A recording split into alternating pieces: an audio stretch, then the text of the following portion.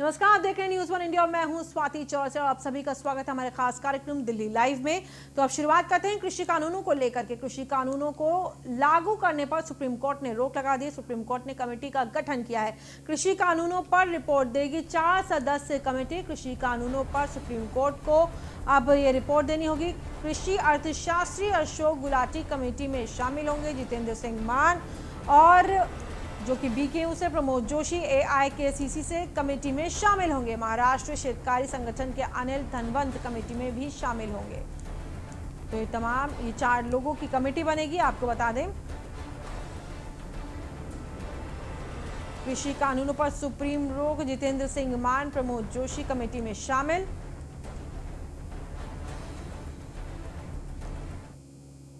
और अब आपको ग्राफिक्स के जरिए बताते हैं कि आज सुप्रीम कोर्ट ने सुनवाई के दौरान क्या क्या कहा है। जमीनी हकीकत जानने के लिए बना रहे हैं कमेटी। किसान हल चाहते हैं तो कमेटी के सामने पेश हो। सरकार से बात कर सकते हैं तो कमेटी से क्यों नहीं। प्रदर्शन से प्रतिबंधित संगठनों पर हलफनामा दे केंद्र। प्रदर्शन में प्रतिबंधित संगठन शामिल है या नहीं। जांच एजेंसियों से बात कर हलफनामा दाखिल करें। तो ये तमाम बातें आज कोर्ट ने कही है कि जब अगर आप सरकार से बात कर सकते हैं तो आप कमेटी से बात क्यों नहीं कर सकते। वहीं पर प्रदर्शन में प्रतिबंधित संगठनों को लेकर के भी तमाम बातें आपको बता दें कि कोर्ट ने कही हैं।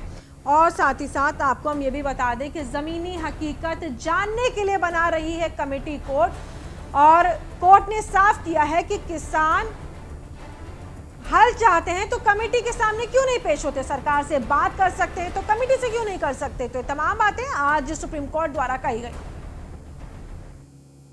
और वहीं सुप्रीम कोर्ट ने कानून पर 4 सदस्य की कमेटी बनाई है। कमेटी सदस्य नंबर 1 जितेंद्र सिंह मान जो कि भारतीय किसान यूनियन से हैं। कमेटी सदस्य number 2 doctor Pramod Kumar Joshi AIKCC. Committee सदस्य नंबर 3 अशोक गुलाटी कृषि अर्थशास्त्री। कमेटी सदस्य नंबर 4 अनिल धनवंत शेतकारी। तो ये 4 लोगों के नाम आपके सामने हैं और ये लोग शामिल होंगे जो कमेटी बनाई जाएगी उसमें।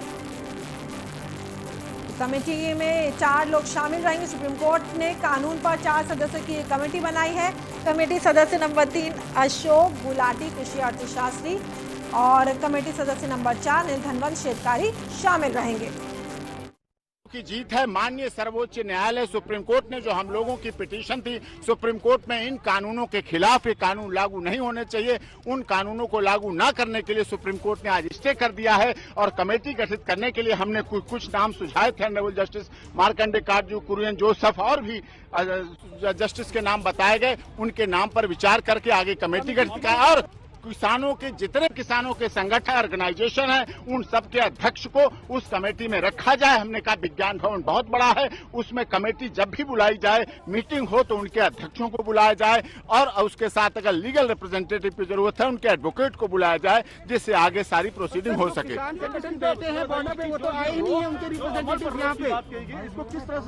कितना समय लगेगा? ये पूरा समय लगेगा, कमेटी टाइम लगेगा, लेकिन कानूनों पर रोक लगाना भारत के किसानों की सबसे बड़ी जीत है और ये सरकार की हार है। माननीय सर्वोच्च न्यायालय ने कहीं न कहीं माना कानून गलत थे, किसान विरोधी थे, आर्बिट्रेटरी थे, अनकॉन्स्टिट्यूशनल थे, इसलिए इन कानूनों पर रोक लगा दी।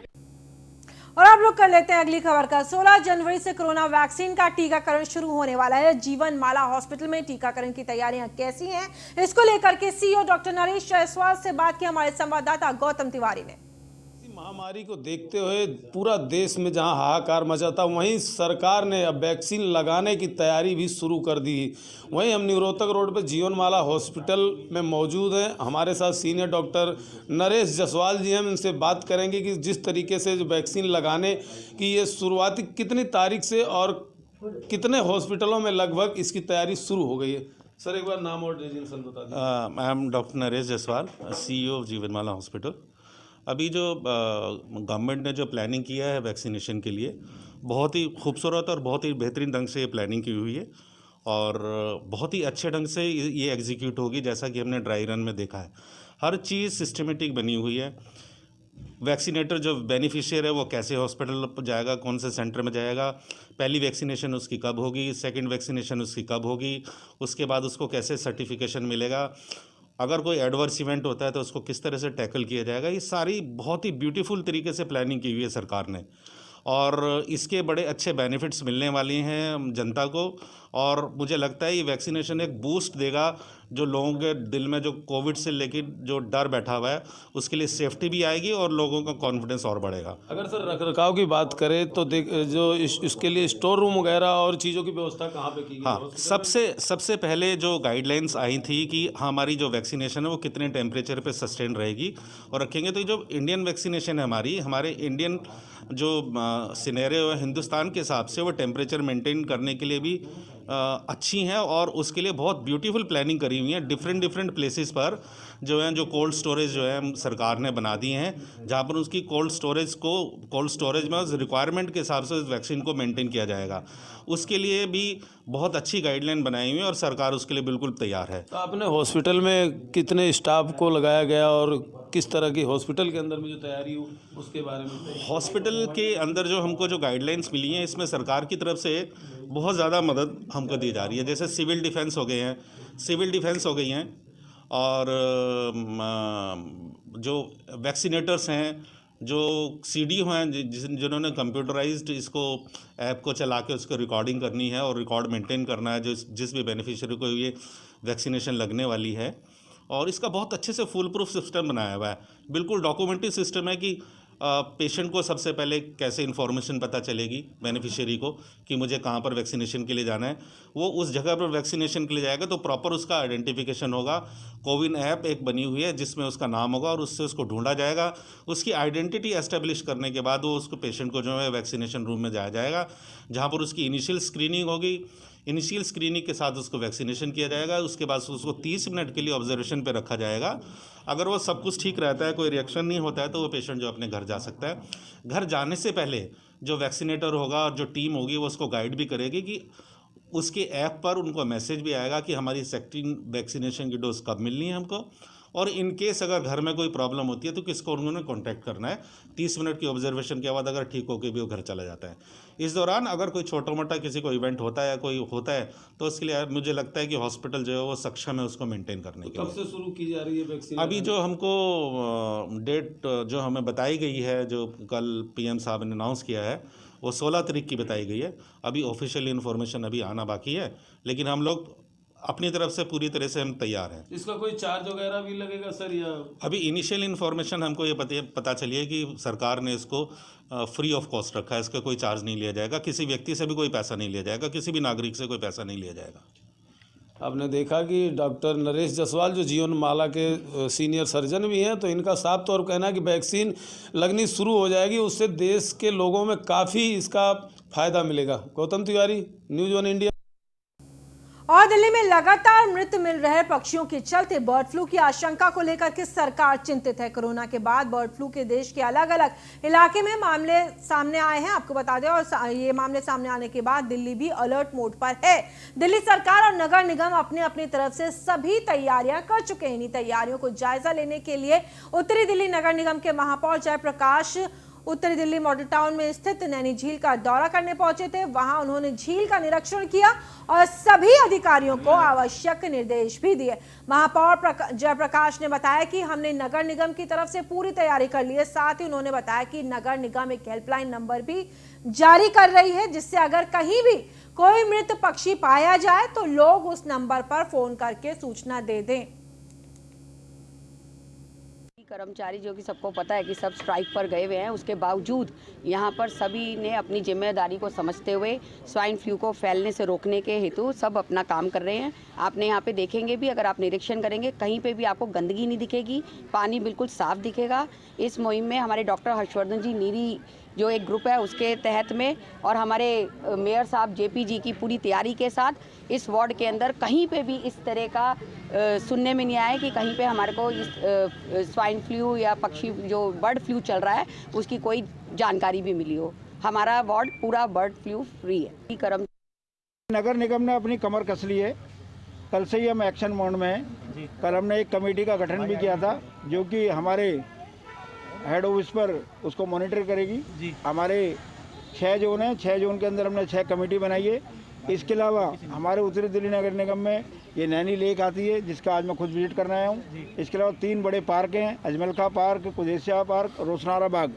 जिनके अंदर पक्षियों की संख्या ज़्यादा पाई जाती है। जहाँ तक नैनी लेक की बात करें तो यहाँ 2 प्रकार के पक्षी हैं। एक तो हमारी बत्तखें है जो कि अभी तक ठीक है, 2 दिन पहले इनके सैंपल भी लिए गए थे, अभी उनकी रिपोर्ट नहीं आई है, लेकिन उनको देखते हुए ऐसा लगता है वो सब ठीक है। इसके अलावा हमारा एक पक्षी और है जो अंदर घुस करके मछली को खाता है, उसको भी पूरा निगरानी में रखा जा रहा है। दिल्ली के अंदर बर्ड फ्लू ज़्यादा ना फैले और हमारे जो पक्षी जो कि हमारे प्रकृति सौंदर्य का एक हिस्सा है, उनकी जान माल की रक्षा हो, उसके लिए नगर निगम अपने एंड पे जो काम कर सकता है वो सारे काम करेगा। हम निगरानी कमेटी पार्कों में ध्यान रखेगी, नैनी लेक पे ध्यान रखेगी, जितने हमारे रेस्टोरेंट है, जितने प्रकार के हमारे बाज़ार है, मीट शॉप है, उन पे सब पे हमने अलग अलग कमेटियाँ बनाई है और हम जन जागरण अभियान भी आगे चलाने वाले हैं ताकि इसमें जन भागीदारी भी हो और हम सब मिलकर के इस आपदा से भी देश और वहीं दिल्ली की लेडी सिंघम के नाम से मशहूर सब इंस्पेक्टर किरण सेठी से हमारे संवाददाता पीयूष तिवारी ने खास बातचीत की है। देखिए उनसे क्या बातचीत हुई। सिंघम कहे जाने वाली सब इंस्पेक्टर किरण सेठी जी है। मैम, आपका नाम महिला सशक्तिकरण से जोड़कर देखा जाता है। आपने महिलाओं को सशक्त करने के लिए काफी कुछ कार्य किया है। आपको सिंघम नाम किसने दिया?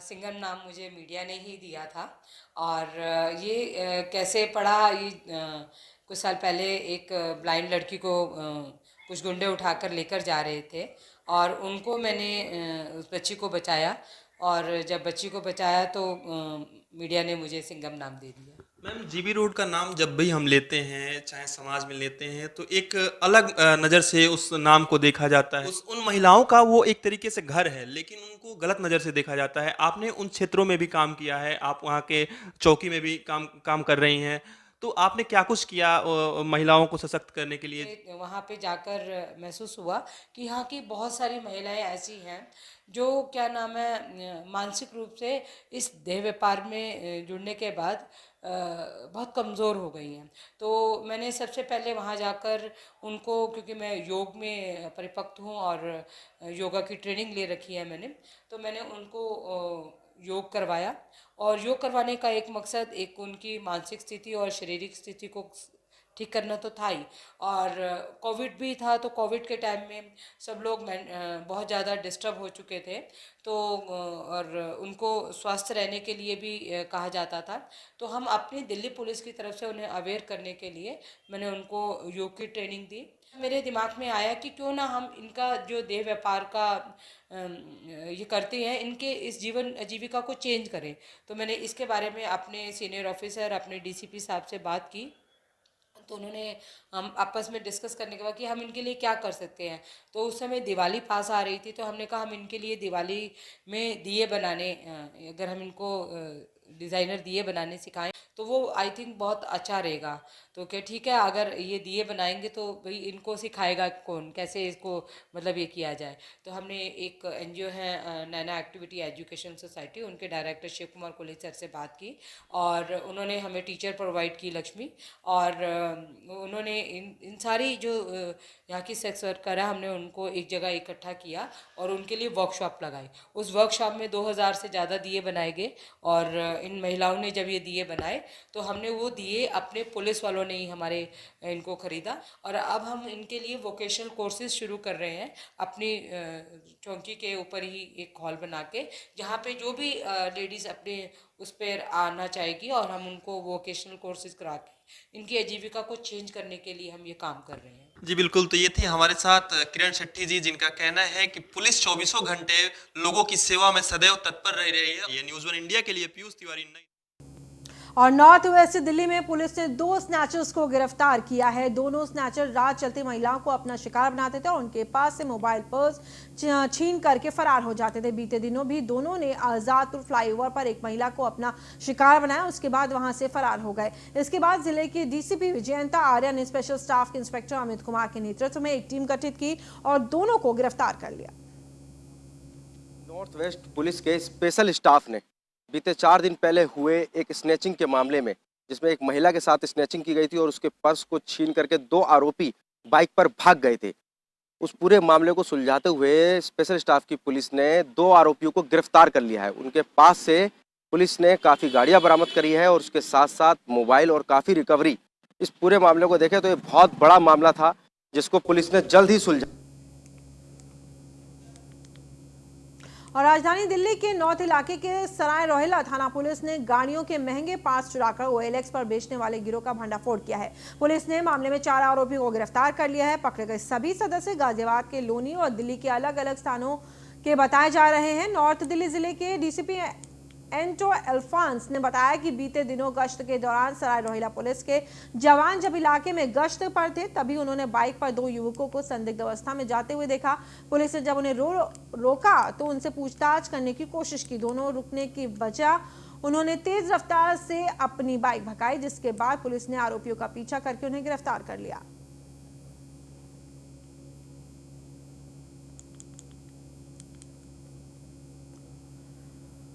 और वहीं ग्रामीण इकोनॉमी को बल मिल रहा है। किसानों को अतिरिक्त आमदनी हो सके, इसके लिए केंद्र की मोदी सरकार खादी ग्राम उद्योग के क्षेत्र में नए नए इनोवेशंस के लिए प्रयासरत है।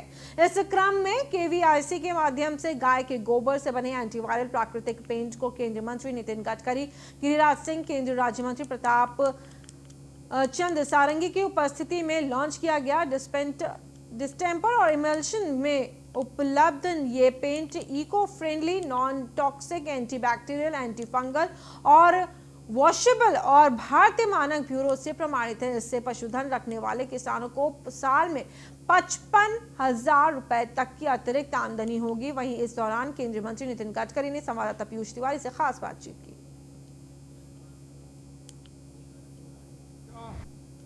हमारे साथ केंद्रीय मंत्री नितिन गडकरी जी हैं। सर, जो प्राकृतिक पेंट लॉन्च हुआ है वो कितना कारगर होगा पेंट के क्षेत्र में, क्योंकि काफ़ी कंपनियां इससे पहले भी टक्कर देने के लिए तैयार? ये मार्केट की जो भी पेंट अवेलेबल है उससे क्वालिटी से अच्छा है। इसके 3 लेबोरेटरी से परीक्षण किया गया, इको फ्रेंडली है और कॉस्ट में 50% कम है। तो निश्चित रूप से अब इसकी हज़ारों फैक्ट्री गांव-गांव में खुलेगी और किसान को, गरीबों को, जो गाय जिनके पास है, तो एक गाय 20 किलो और जब अच्छी होगी तो 30 किलो गोबर देती है। तो 5 रुपये किलो इसका हमने अभी लिया है, तो 150 रुपये गाय के एक रोज़ उसको मिलेंगे। तो एक गाय और एक नीम का झाड़ और एक परिवार चल सकता है। गोमूत्र का पैसा अलग मिलेगा। अभी हम लोग वो गाय में भी बदल कर रहे हैं, तो उससे काट गोरी होगी, वो भी अच्छा दूध देगी। तो ये गाँव की इकोनॉमी बदलने वाली बात है। सर, आमतौर पर देखा जाता है कि दूध देना जब गाय बंद कर देती है तो उसको काट दिया जाता है या कत्लखाने में भेज दिया जाता है। ऐसे में क्या गाय बचाने में भी इसका अहम योगदान है? जो गाय दूध नहीं देती वो 5,000 रुपये महीने का इनकम इससे देगी। जी बिल्कुल। तो ये थे हमारे साथ नितिन गडकरी जी, जिनका कहना है कहीं ना कहीं इस पेंट की वजह से गायों को भी बचाया जा सकेगा। न्यूज़ 1 इंडिया के लिए पीयूष तिवारी ने। और आउटर नॉर्थ दिल्ली में पुलिस ने यूपी के एक कुख्यात बदमाश को गिरफ्तार किया है। बदमाश लूट और हत्या जैसे करीब 21 संगीन मामलों में फरार चल रहा था। आरोपी ने 6 जनवरी को हत्या की वारदात को अंजाम दिया था और दिल्ली में छुपने के फिराक में था।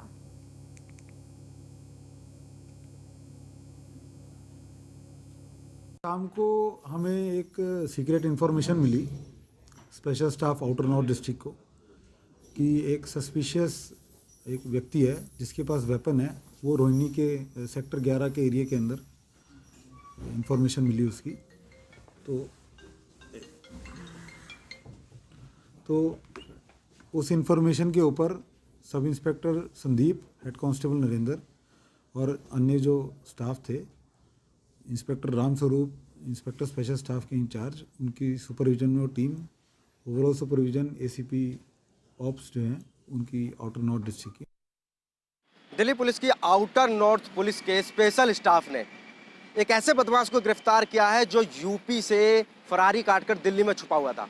बताया जा रहा है कि उस पर 6 हत्या के आरोप हैं और उसके साथ साथ उसके ऊपर 21 मुकदमे दर्ज हैं। पुलिस ने उसकी गिरफ्तारी के साथ साथ उसके पास से एक पिस्टल भी बरामद की है। देखिए हमारी इस खास रिपोर्ट में। दिल्ली पुलिस की आउटर नॉर्थ पुलिस के स्पेशल स्टाफ ने एक ऐसे बदमाश को गिरफ्तार किया है जो यूपी से फरारी काटकर दिल्ली में। और दिल्ली उत्तरी जिले के सराय रोहिला थाना पुलिस ने 2 कुख्यात ऑटो लिफ्टरों को गिरफ्तार किया है, जिसके पास से चोरी की 2 स्कूटी और एक चोरी किया मोबाइल फोन बरामद किया गया है और मामले की जांच कर रही है पुलिस। आरोपी पहले भी कई वारदातों को अंजाम दे चुका है।